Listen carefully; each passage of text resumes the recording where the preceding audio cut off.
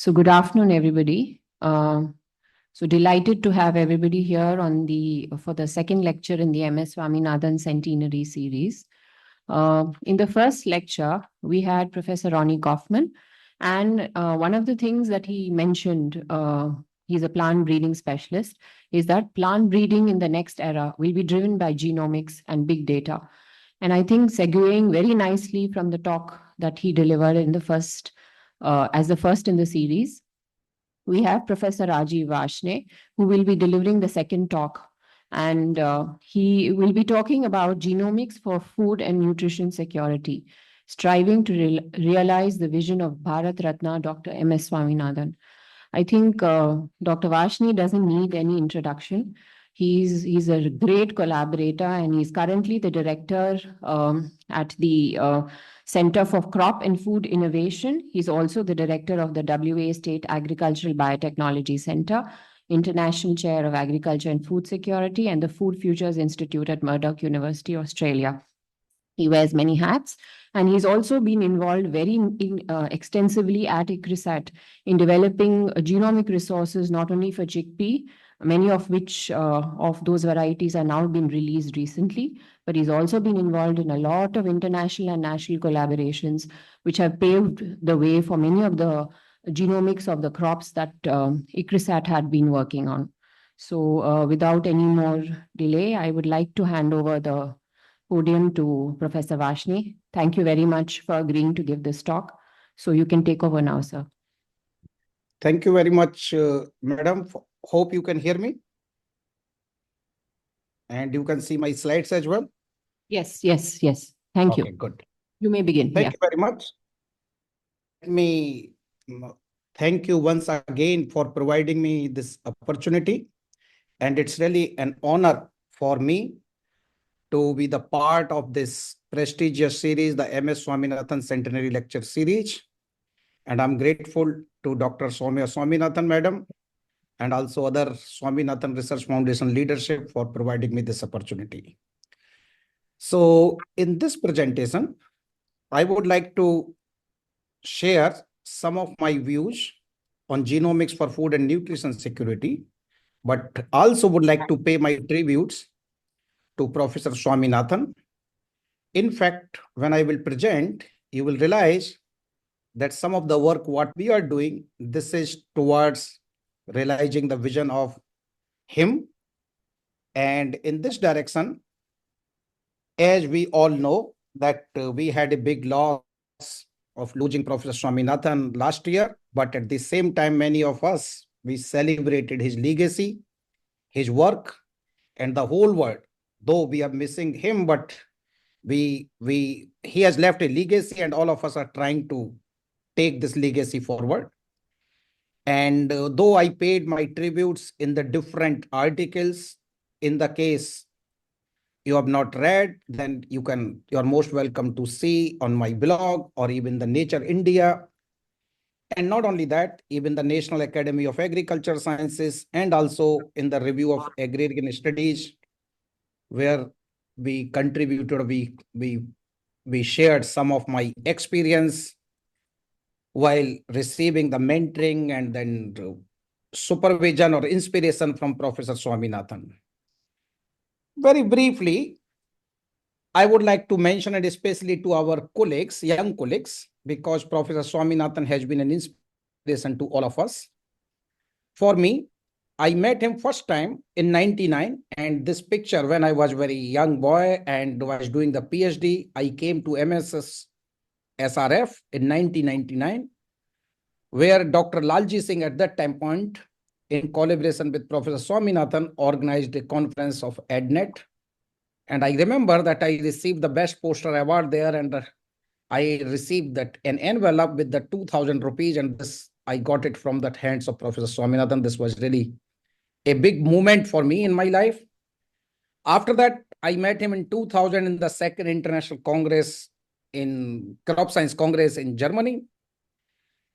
And while I was in Germany for my postdoc from 2001 to 2005, I stayed in touch with him through letters and emails. But my interaction started with him when I joined ICRISAT in 2005.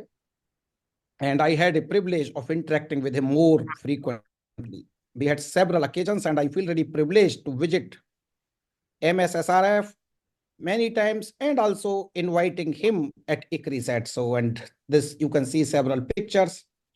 And not only me, he was very close to my family as well. And whenever he was coming to ICRISAT, we were always inviting him for a cup of tea or so. So this is really good. One thing also I would like to mention, because as you know that I have been working in the area of genomics. So whenever he was asking me about the genomics, and I say, sir, I'm working on this or this, he will be always listening very patiently and will be asking different kind of question. What does it mean or so? And whenever he comes to ICRISAT, we used to take him to the lab, explaining that what is happening. And this was really wonderful and very, and you can see a person like him always listen these things. And why I'm telling all these things, because when he was coming and he was asking all these questions about the genome sequencing, in one meeting, I think this was in 2013 or 14 when he came there, and I told, can I have your consent to sequence your own genome? And he laughed. What does it mean? I say, well, I tried to convince him. But thing which I want to tell, that on his 19th birthday in 2015, I had a privilege to present the genome sequence of Professor Swaminathan to him.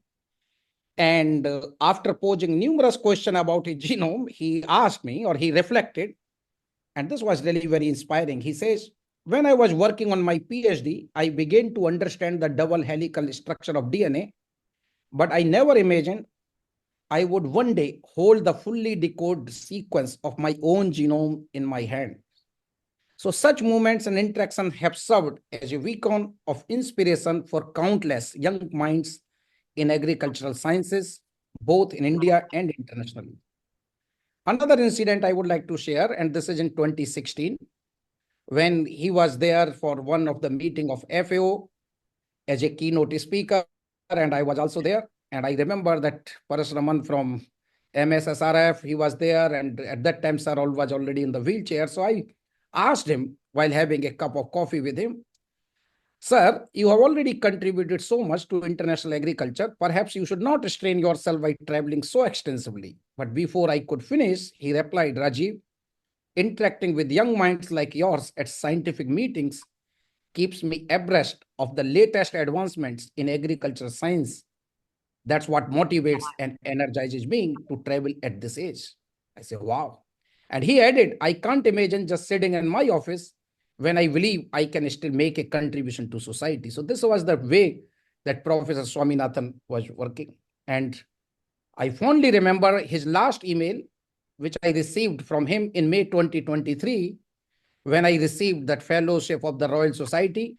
And as you can read that message, he says, I'm very happy that you have been elected as a fellow of that Royal Society. And so kindly accept my congratulations and very best wishes on your fully deserved accomplishment. So I always feel very inspired whenever I receive an email. I'm not sure whether Dr. Madhura Swaminathan is there or not, but I would also like to highlight her email. And this is especially this sentence when she mentioned, my father is happy and has already written to you. I believe while talking to me today, he said, a fellow is someone who makes an original contribution. So these are the ways that I have been inspired by him. And when we are talking to Royal Society, I would also like to share another event or incident. In Royal Society, they have a charter book. And this charter book was created in 1663 after King Charles II granted a second royal charter to the organization, establishing the structure of the Royal Society. And since the first signature was entered on its pages on 9th January 1665, this volume has recorded the signatures of new fellows and foreign members as they were elected every year. And last year when I went there, so Royal Society generally asked that, do you want to see some signature in particular? And as you can imagine, that I requested to see the signature, the very first signature of Professor Swaminathan, which was inscribed in 1973. And I was so excited, you can see with my smile, that wow, I found the signature of 1973 from Professor Swaminathan. And finding and beholding his signature filled me with elation. It was as if I was floating on cloud nine. Moreover, I felt privileged to sign the same book in 2023 in the in my 50th year.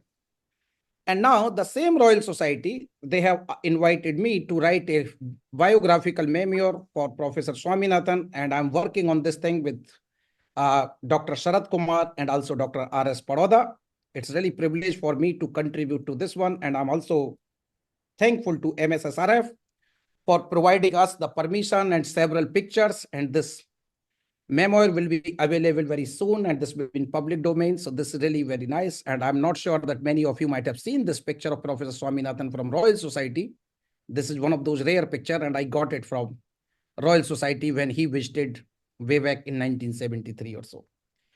So these are some of those things that I wanted to share, especially with my young colleagues, that these kind of people, they have been inspiring that whole generation and many of us to contribute towards the food security and nutrition security, some of the key things which have been very close to his heart.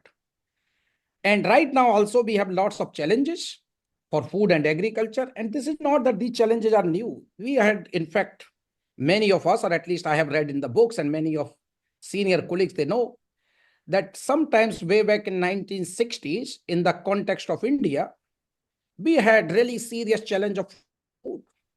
There was a book published by Dr. Paul Ehrlich in 1968 titled The Population Bomb. Even on this book, in the cover, you can see this highlighted in yellow color. This was written, while you are reading these words, 4 people will have died from starvation, and most of them children. So this is very discouraging or disappointing book or so. Even some of the paragraphs, and if you would like to read, the battle to feed all of the humanity is over. In the 1970s, hundreds of millions of people will starve to death in spite of any crash programs embarked upon now. At this late date, nothing can prevent a substantial increase in the world that rate. They wrote, I have yet to meet anyone familiar with the situation who thinks that India will be self-sufficient in food by 1971. I don't see how India could possibly feed 200 million more people by 1980s, because at that time, the people were about 400 million people. But this was this time, but at the same time, and this was the time that Professor Swaminathan, together with Professor Norman Borlaug, they were sowing the seeds of Green Revolution. And we all are aware, well aware of the success stories of the Green Revolution, where we had this Green Revolution cereals through the transformational genetics in the form of dwarfing genes, RST alleles, in the case of wheat, as well as in rice from the Dr. Yon Longping from China.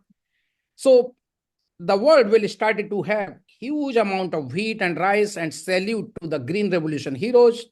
Of course, Professor Swaminathan, Norman Borlaug, Yon Longping, and also Professor Gurdev Ghosh, that they contributed a lot in this direction. And as a result, if you would like to see in the context of India, from 1961 or so, now if you see, this is the old data 2018, but things keep on increasing.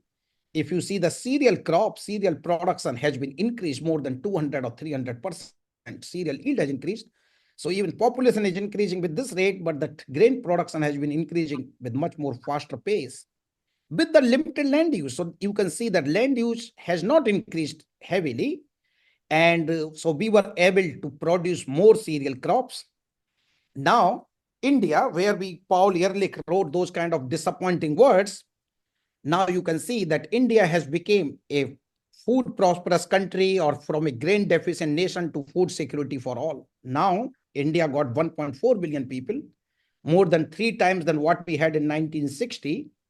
But currently, India harvests around 110 million. Now, this year, there will be going 110 million tons or so, and is one of the lead exporter in the wheat. Even those calories, if you would like to say, the per capita net availability has increased to about 312 grams per day from 312 grams per day in 1950s to 512 grams. So though we still have some issues of those malnutrition and food security, but good news is that Ehrlich's prediction about famines and massive deaths were found to be false.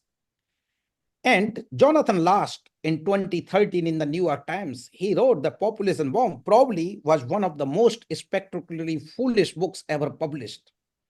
And he wrote this thing in his book as also in the other things. So I think these are that how this could happen. just because of the contribution of Professor Swaminathan. Today, the world can produce almost 3 times, and I was talking earlier about India, now I'm talking about the world. Almost 3 times as much as cereal from a given area of land than it did in 1961. Yield outputs have increased.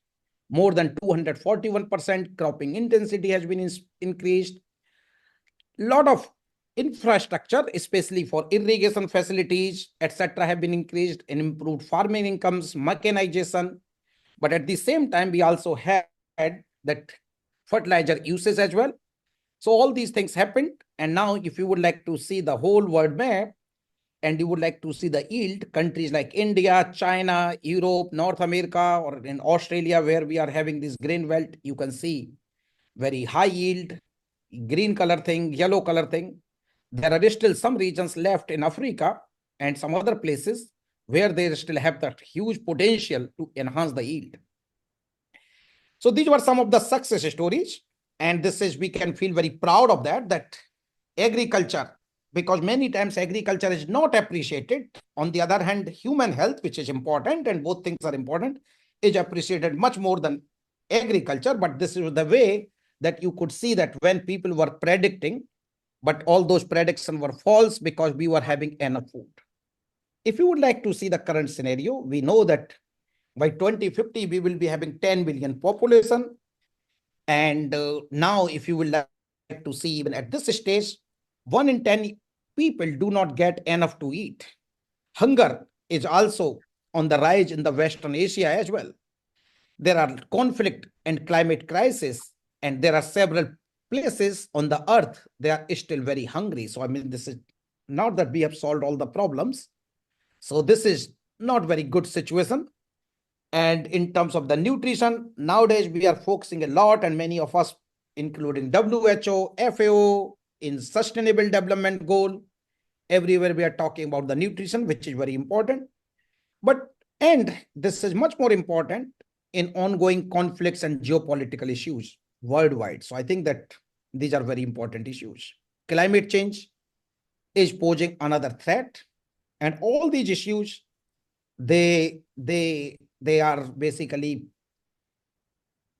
putting scientific community that we need to produce more food and we need to contribute towards the food and nutrition security. These are the things are becoming important now. But if you would like to see again from Professor Swaminathan, in 1986, he wrote this book called Global Aspects of the Food Production. Also, he gave a talk in FAO at that time point, and these are some excerpts from the 2017 from Chennai. And he also wrote one article in Indian Journal of Medical Research in 2013, where he highlighted that food and nutrition security, they are intermittent for that word. And since only a food-based approach can help in overcoming malnutrition. So he was so visionary that he was looking all these things much more ahead than many of us can think. And in 2017, he stressed the need for a change in the emphasis from food security to nutrition security. Of course, this food security, nutrition security is a result of several things. So not just crop improvement, but policies and a lot of other stuff. But now people like us who are working in agriculture space, in crop improvement space, we need to think in this direction. And what we are thinking nowadays, that we need to have the sustainable agri-food system. Why? During last few years, 40 to 50 years, we know the temperature is increasing during the climate change. Greenhouse gases emission is also going higher, population also increasing. Now, what we need to do that to feed this ever-growing population, we need to do several things. We need to bring this temperature down. We need to bring this carbon dioxide gases down. At the same time, we need to produce the crops which are climate resilient, which can give more food, which can provide more nutrition, and not only the crops, but we are talking about agri-food system where the trees, fisheries, and a lot of other stuff comes. So we need to work in this direction, that how we can contribute toward the agri-food system. And this is some of this work of Dr. Swaminathan that he has inspired me, and I have been working for last 20 years in this space in different capacities in the different organizations.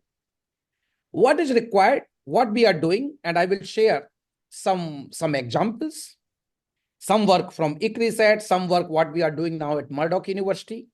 So what is happening that if we need to develop these crop varieties which are climate resilient, nutritious, with higher productivity, sustainable, we need to integrate genomics in the breeding program. We call it this genomics assisted breeding. Then only we will be able to address or to achieve this at least 3 SDGs: zero hunger, good health and well-being, and climate action.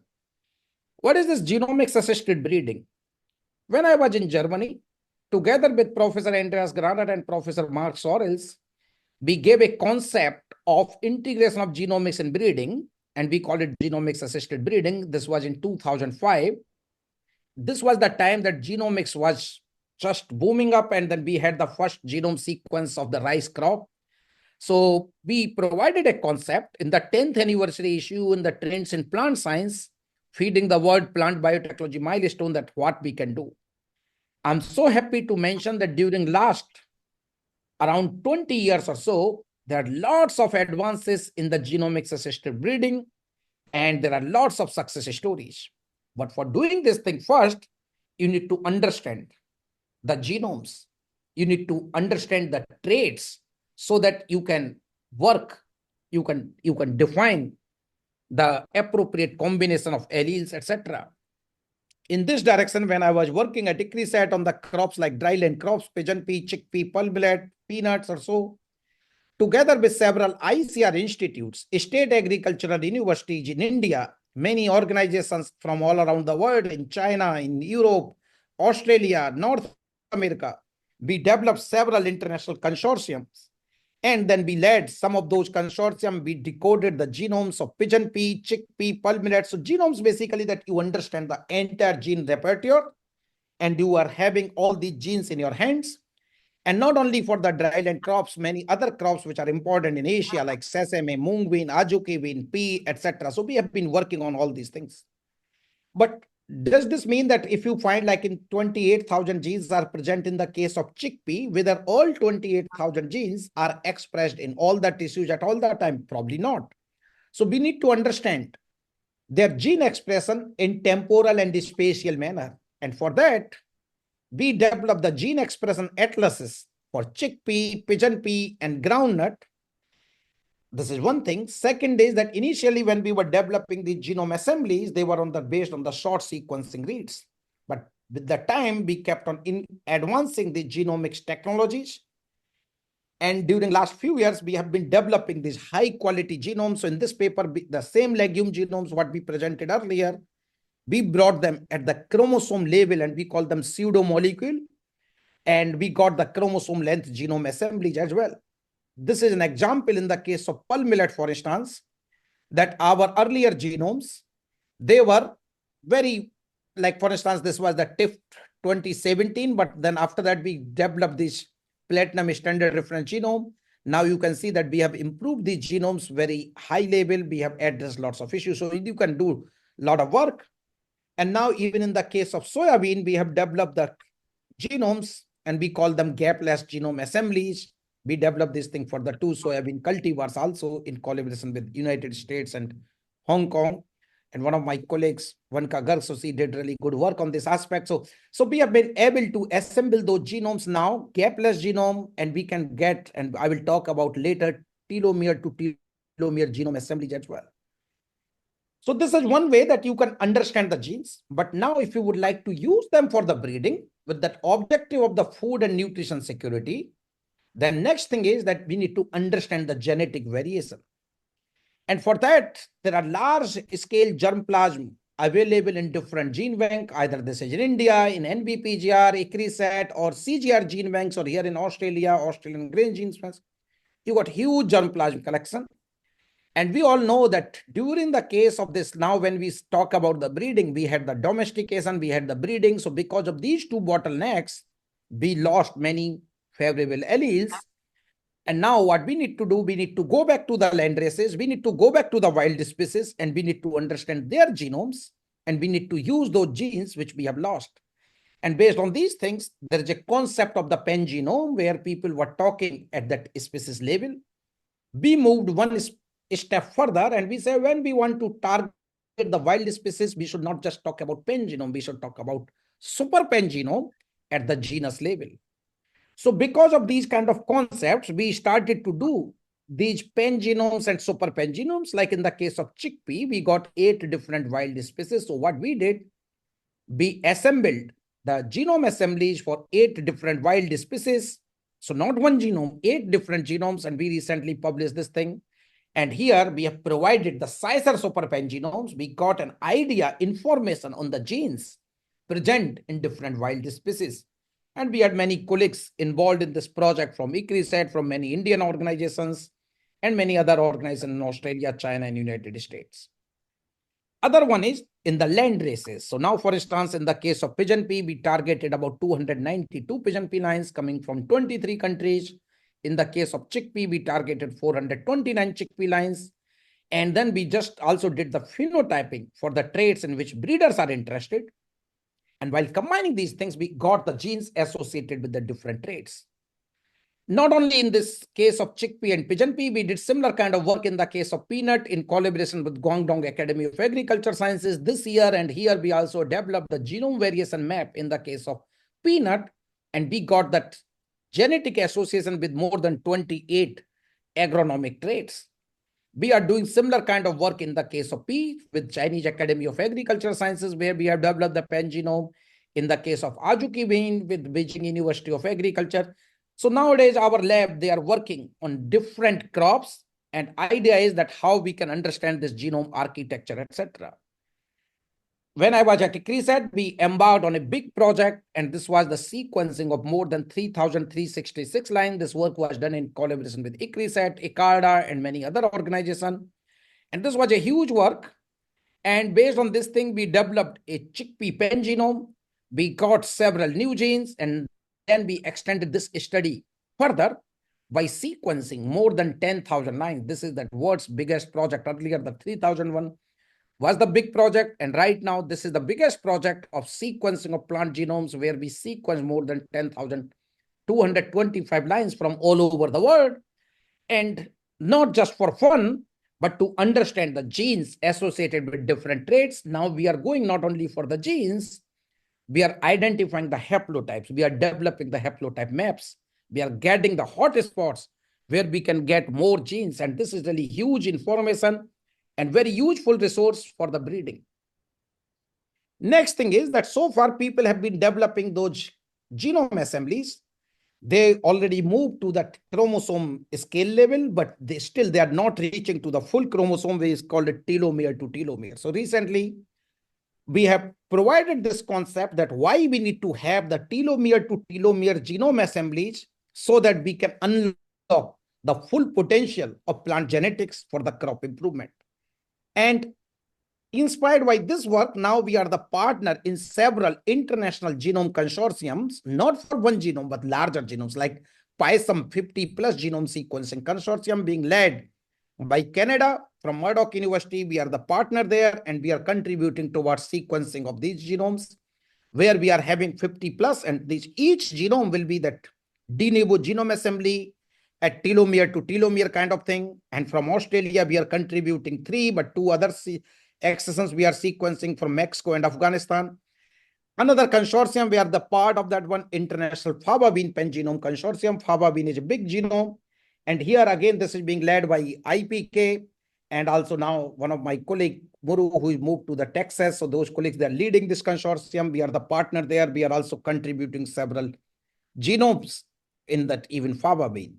Not only that, here in Australia also, we are targeting 15 Australian chickpea varieties. Chickpea is a very important crop in India and also here in Australia. And now we are doing this assembling of those 15 different genomes. So this will be also a pen genome of Australian chickpeas. And there are a lot of stuff whether we can do it. I would also like to highlight another big project and would like to invite that in the case if some colleagues are interested, we will be happy to work then. Together with IPK and Helmholtz University of Munich, we are leading international initiative on development of wheat pen genome and haplotype catalog. We had several meetings in 2023, 24, and even in September 2024. plan is to sequence or to assemble the wheat pen genome for 100 different wheat varieties from different countries. And many countries are the partner there. And we are looking for more countries which are missing here. And in Australian perspective, we already have targeted about 15 wheat varieties which are coming from the different states. We are working in collaboration with different partners, and a lot of sequencing work has already started, and now genome assembly is underway. So this is the way of the genomics, that how and what you can develop now, decode. Earlier, we had the tough time to even sequence one genome. Right now, we are talking to T genome, and we are going in thousands and tens of thousands. We have not reached yet in that range of the hundreds of thousands, but that day will also not be very far, where we should be able to sequence, or where we will be talking in sequencing hundreds of thousands of the genomes. Anyway, this is one part. Second is, we need to translate this research. We need to, again, our goal is how we can contribute towards food and nutrition security. For that, we need to understand, we need to associate those genes with the phenotypes. And many countries, many places, phenotyping is still a bottleneck, because you need to understand, you need to evaluate your germplasm in that glass houses, greenhouses, field conditions, etc. And you need to collect that phenotyping data. In some cases, we collected the phenotyping data, we associated with that genomic data. And now in the case of chickpea, groundnut, and pigeon pea, we were able to map more than 20 to 50 traits like drought, heat, salinity, ascochyta. In the same thing in the case of groundnut, late leaf spot, leaf rust, iron deficiency in the case of pigeon pea also. So we have been able to deliver that molecular markers associated with the traits in large number of crops. And this work, again, in collaboration with Indian Institute of Pulse Research, Directorate of Groundnut Research, many state agriculture university, IRI, many other organizations in India, because these were the colleagues who did a lot of hard work. They did a lot of phenotyping, collaboration, and of course, outside India as well. So this is that based on the collaboration and partnership. This is not work of just one person or one institute, but multidisciplinary, multi-institutional contribution. Once you got those genes in your hand, next thing is how to mobilize them, how to bring them in the new genetic background. And for that, we had these discussions way back in Nature Biotechnology in 2012, like MABC, MARS, they are the different approaches. But when we did the discussion that what is the challenges, and we realized several challenges. One is that if you would like to use them in the breeding program, one, the genotyping cost needs to be cheaper so that breeding programs can afford that genotyping. Second, our breeders need to be skilled at how to integrate those things, so they also need to be trained. Third, that we need to have this support from the public policy or from the government, because in some of these crops, when we started chickpea or pigeon pea, even at that ACIR level, we did not have that accurate trials, that guidelines for testing molecular breeding products. So, and we worked at that time point, Dr. Shopan Datta, he was the DDG Crop Science. We worked with his office. We worked at that time point, Dr. Mohapatra, also in the Director General of ICR. So we did a lot of work with the directors of the institute, Dr. Radhakrishnan from DGR, Dr. NP Singh from IIPR, and of course, Dr. Bhardwaj, Dr. GP Dixit. There are many colleagues from India. We worked with them. So anyway, we tried to address each of these three different components. What we did, together with the Gates Foundation, I led one project, we call it High Throughput Genotyping Project. And the purpose of this project was to bring the genotyping cost lower. Through these innovative approaches and with that economy of the scale, we were able to bring the genotyping cost for up to 10 markers. The cost was $1.5 per sample, including the DNA extraction cost. And I feel so proud to lead this project, that now this project is being, or has this legacy, and now 8 different CG center, 30 NEARS program, 4 private companies, and they're using this project outputs in 28 countries across 18 crops for more than 100 traits or so. So this is the way that this project brought the genotyping cost down. Second, together with my colleagues, especially here, I would like to mention Anu Chitkineni, who was that manager of that Center of Excellence, Genomics and Systems Biology at ICRISAT. She worked with me, and together with her and many other colleagues at ICRISAT, we organized 15 different training courses where we trained more than 485 breeders, not in the data generation, but in the integration of the genomics in the breeding program. From India alone, we trained more than 365 breeders. From Eastern Southern Africa, 49, Western Central Africa, 40, and other countries, 31. So this was a huge work during the last 10 years or so. And as I said, we also worked in the terms of those guidelines or so. And then those lines, what we did, this molecular breeding lines, they were tested. So like breeders, they did this introgression work. We provided the genotyping support. They did this evaluation across the different environment or so, and following all the guidelines. Many of these lines were released as a commercial or as a varieties in many countries. And here, this is the success story in the case of chickpea. And here, many of you already know from India, Dr. Bharat, very leading chickpea breeder from IRI. And together with him and many other breeders from Indian Institute of Pulses Research and in fact from IRI as well, we were able to deliver several chickpea varieties which are coming through the genomics assisted breeding. Now you can see the yield. Generally, you are having 1 to 1.5 tons per hectare, and you got the varieties more than 2 tons, 2.5 tons, 1.9 tons per hectare, etc. They are for the drought tolerant. Same thing in the case of Fijian wilt, coming like Pusa Manav, and here is coming from the University of Agriculture Sciences, Gulbarga, and many other organizations. So we kept on delivering these kind of varieties. Now, many of these varieties, they are already grown by the farmers. In the case of ASCO catabolite, from Punjab Agriculture Universities, etc. Not only in India, in Ethiopia also, because we were leading this project from the Bill and Melinda Gates Foundation, and two varieties, Jale2 and Grar, they were released in Ethiopia. Like my breeders' friends, Niguse Girima, Asnake Fikre, they played a key role, and you can have these varieties up to 3.8 tons, 2.1 ton per hectare, and these were coming. And the drought is very complex trait, but we were able to deliver these varieties. Similarly, in the case of Kenya, for instance, several lines have been delivered. In the case of Kenya, in collaboration with Paul Kimurto. In the case of Tanzania, lots of stuff that has gone to the farmers' field, and those people, they are really working, or they are being grown by the different farmers, etc. In the case of peanut, in Karnataka state, we were able to release the variety foliar disease resistant. And this is the guy, Dr. Ramesh, what he did this great work.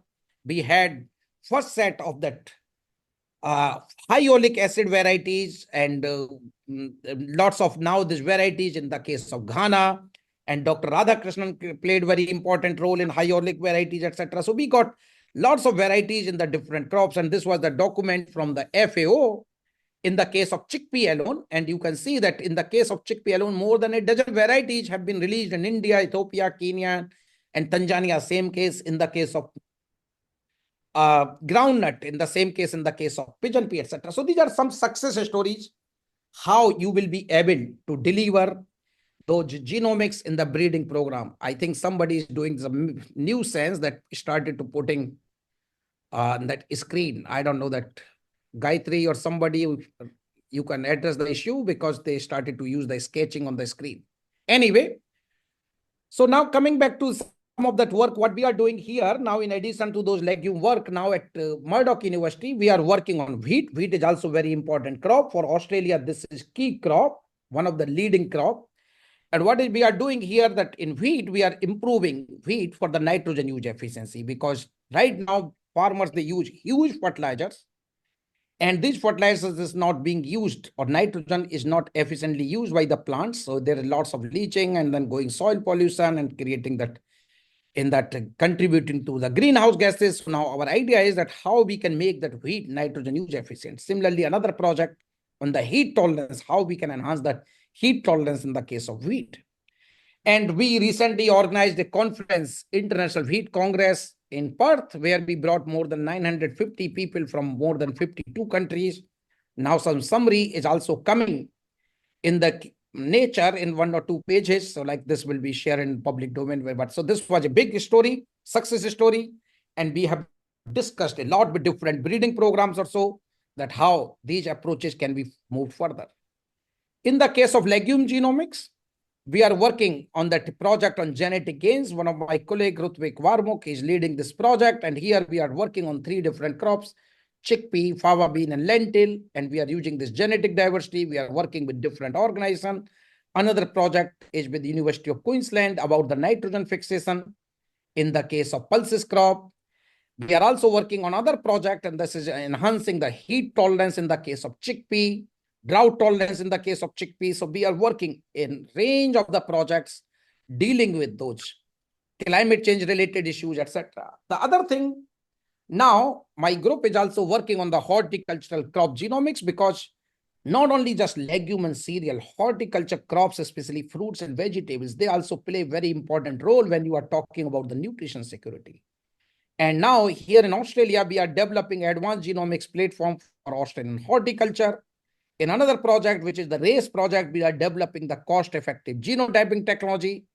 And then recently, we are having another big initiative called Genetics for Next Generation Orchard. And this is led by QUT. We are also leading one of the node at Murdoch University.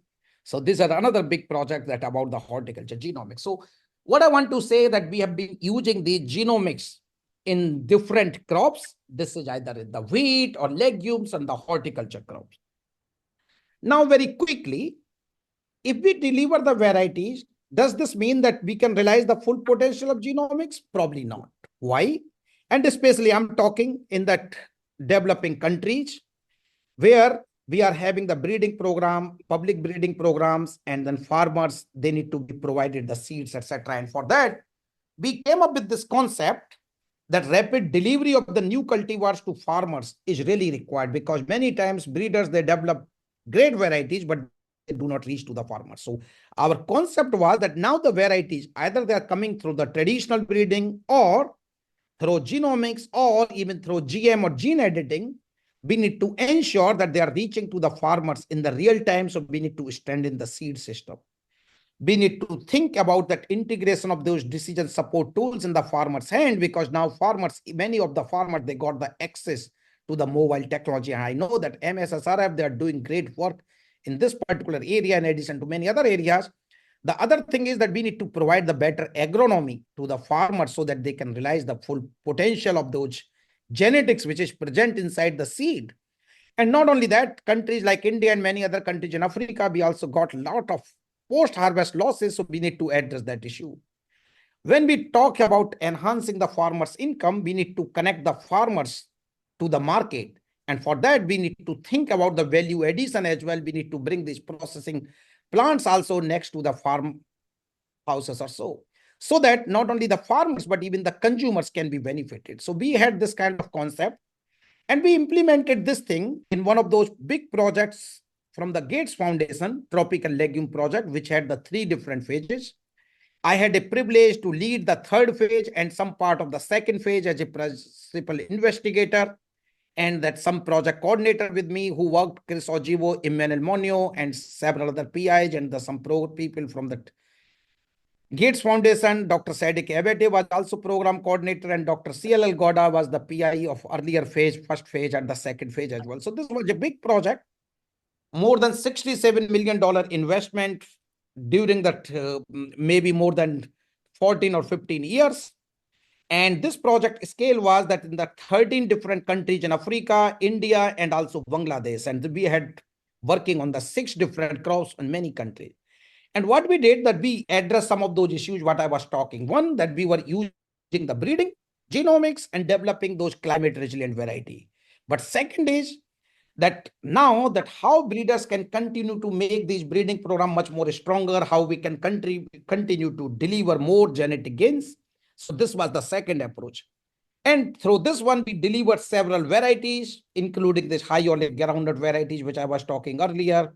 And anyway, so there are a lot of stuff in the across the different crops. Third is, which is very important, building sustainable and inclusive seed systems. Unless you are having these sustainable seed systems, you cannot make you cannot realize the full potential of genomics. You cannot talk about the sustainable agri-food system unless you got these really good seed system. And this was really big work. And we worked with the different national programs, private companies or so. In total, while together we were able, this project facilitated to deliver 304 improved varieties, production of about 400,000 improved seeds, which could be grown in 4.4 million hectare area, and which produce about 4.9 million ton grains, which is the value of about 2.6 billion US dollar across the 30 different countries during the course of 10-12 years. Socioeconomics analysis indicate that these projects, they helped about 22 million farmers across those 13 countries. And now some quick studies.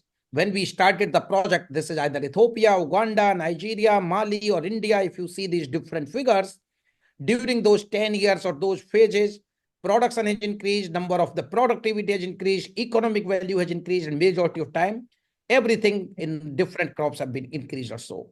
And we documented the achievements. This is not that there were always success stories. There were lots of challenges, lots of failures as well. We documented them in the form of some books, some articles, and all these things. This is so that now the other crop community, other countries can learn the lesson and they can deliver these things. In fact, in terms of those impact of this study, and Gates Foundation, they recruited an independent agency, and this was from that Evans School Policy Analysis and Research from University of Washington, and they did the analysis, and then their analysis indicated the average benefit to cost ratio across segment is 16. This means that every dollar invested in TL, tropical legume, generated about $16 in value for a smallholder farmer.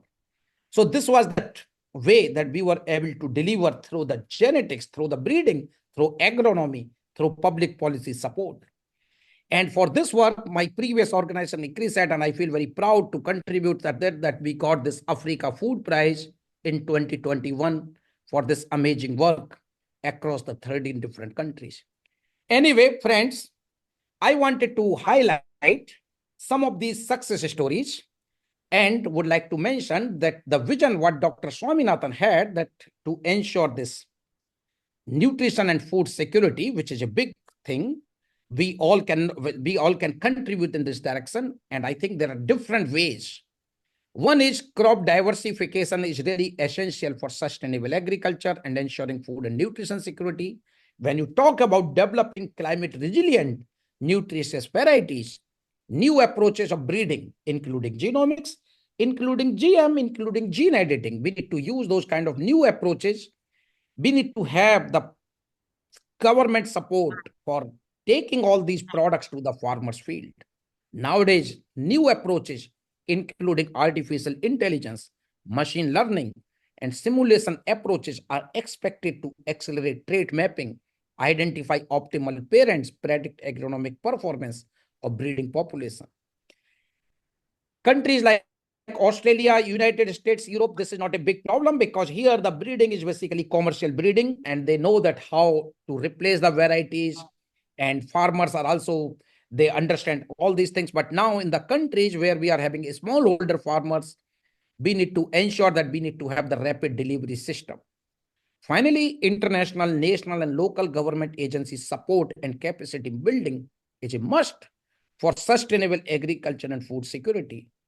Finally, I would like to mention that as we contemplate the life and legacy of Professor Swaminathan through this MS Swaminathan Centenary Lecture Series, which is really fantastic, and I feel really honored to be the part of that, let us carry forward the torch he ignited.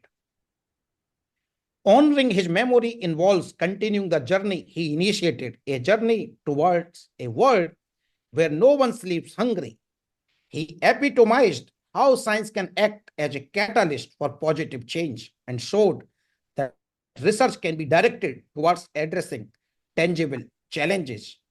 His legacy continues to inspire researchers like me and policymakers to tackle the pressing challenges of our time, from climate change to sustainable agriculture.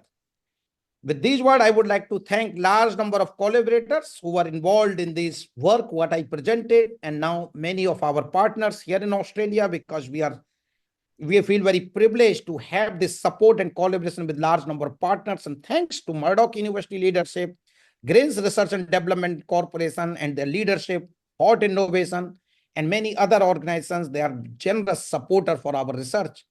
And of course, my team, which is having very young and diverse team. They are very hardworking people, including the senior researcher, postdocs, PhDs, and my colleagues from the laboratory. And so they are doing amazing work. Thanks to all of them for doing the great, fantastic work.